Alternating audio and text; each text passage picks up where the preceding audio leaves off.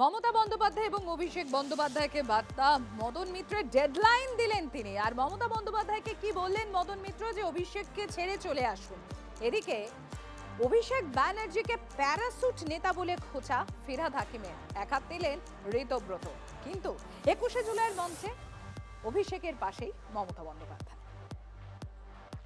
আপনাকে আমরা 1 মাস টাইম দিচ্ছি, আপনি অভিষেকের হাত ছেড়ে দিয়ে তৃণমূল কংগ্রেসের এই যে তৃণমূলের ছেলেরা আছে তাদের হাত ধরুন। 21-এর মঞ্চ থেকে মমতা বন্দ্যোপাধ্যায়কেই ডেডলাইন বেঁধে দিলেন এককালের ছায়াসঙ্গী মদন মিত্র। দিন কয়েক আগেই অভিষেকের বিরুদ্ধে ক্ষোভ উগড়ে মমতা বন্দ্যোপাধ্যায়ের শিবির ছেড়ে ঋতব্রত শিবিরে যোগ দিয়েছেন কামারহাটির বিধায়ক। আর এবার সরাসরি তৃণমূল নেত্রীকেই সময় বেঁধে দিয়ে বললেন, অভিষেককে ছেড়ে চলে আসুন।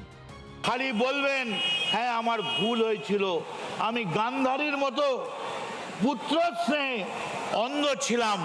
আপনার পার্টিটা তৃণমূলের পার্টি, ওটা অভিষেকের পার্টি নয়। শুধু মমতাকেই নয়, অভিষেককেও চ্যালেঞ্জ ছুড়ে দিয়েছেন মদন মিত্র। 2 ঘন্টার মধ্যে তুই এসে এই জনসভায় এসে বল আমি আমার অন্যায় স্বীকার করছি, আমার ভুল স্বীকার করছি।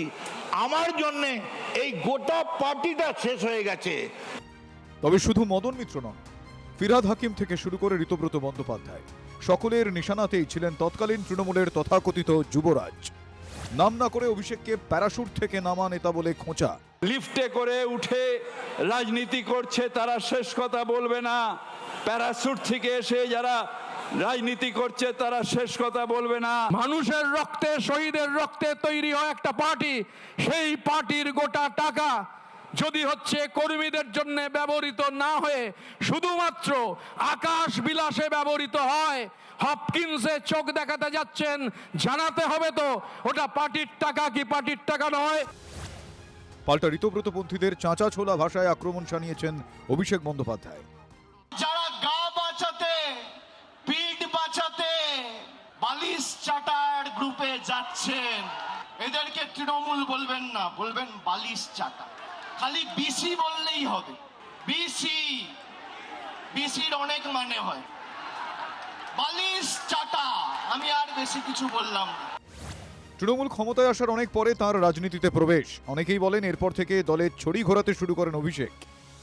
আর 26-এ তৃণমূলের সাম্রাজ্যের পতনের পর এহেন নেতার বিরুদ্ধে বিদ্রোহের সূচনা। তখন থেকেই অভিষেকের পাশে দাঁড়িয়েছেন মমতা। আর এবার 21-এর মঞ্চে অভিষেকের ঢাল হয়ে তার প্রশংসা করতে শোনা গেল তৃণমূল নেত্রীর মুখে। আজকে আপনারা কেসকে ভয় পাচ্ছেন। অভিষেকের বিরুদ্ধে কত কেস হয়েছে? 400 কেস। ওরা তো ভয় পাচ্ছে না, কারণ ওরা জানে এটা অসম্মান করবার, এটা ভয় দেখানো, কোনো কেসে এভিডেন্স দিতে পারবে না। অর্থাৎ মমতা বন্দ্যোপাধ্যায় ধারে ভারে বুঝিয়ে দিলেন, যে যাই বলুক না কেন, দল যত টুকরোই হোক না কেন, অভিষেকের হাত তিনি ছাড়ছেন না। Bureau report, TV9 Bangla.